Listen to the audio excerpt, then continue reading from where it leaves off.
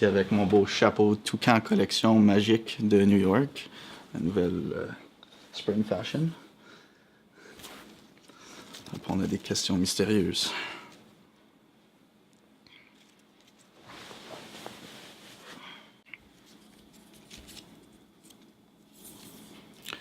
Quel état d'esprit incarne ta chanson Church and Horse? J'ai une histoire assez weird qui entoure cette chanson-là. Donc, j'étais à mon chalet en composition en juillet 2013. Et puis, je cherchais un peu d'inspiration. Donc, je regardais alentour de mon chalet.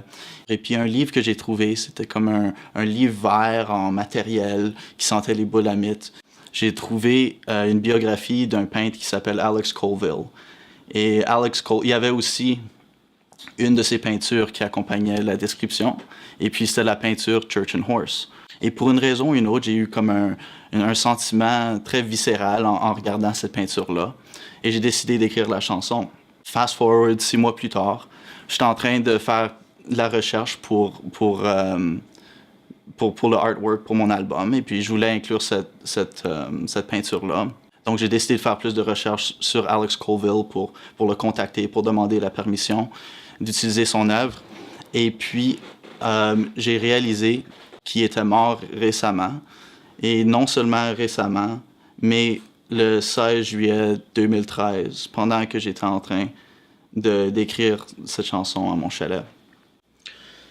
Quelles sont les inspirations de ta chanson Amorphophallus titanum? J'ai lu ce terme-là dans un livre de botanique que j'ai trouvé à mon chalet. Donc, une autre inspiration que j'ai tirée dans ce contexte-là. Amorphophallus titanum, c'est le nom latin de la fleur carillon. Donc, une fleur gigantesque de comme 8 pieds d'eau qu'on retrouve des fois dans les jardins botaniques. L'idée de cette chanson-là, c'était d'avoir un parallèle entre la vie et puis aussi la vie d'une fleur. Donc, l'histoire, c'est qu'il y a une personne qui va au jardin botanique puis qui voit cette fleur éclore. Et puis, il y a cette hallucination-là que la fleur, c'est un corps mort.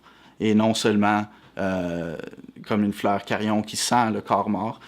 Et puis, tout le monde alentour de lui sont comme épatés. « Waouh, regarde la belle fleur! » Et puis lui, il a comme cette hallucination que c'est un corps mort. Donc, il est comme traumatisé par sa réaction personnelle puis la réaction de la foule alentour de lui.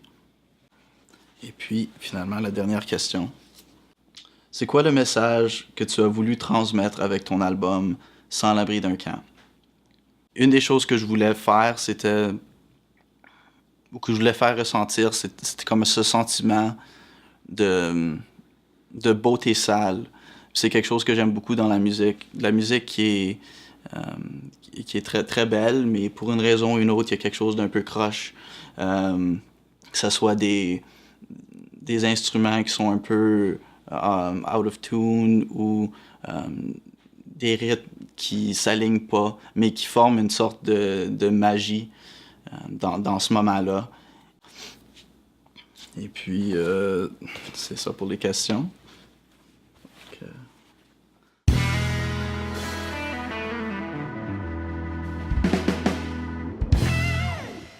On se voit du 1er au 6 mai au Triard.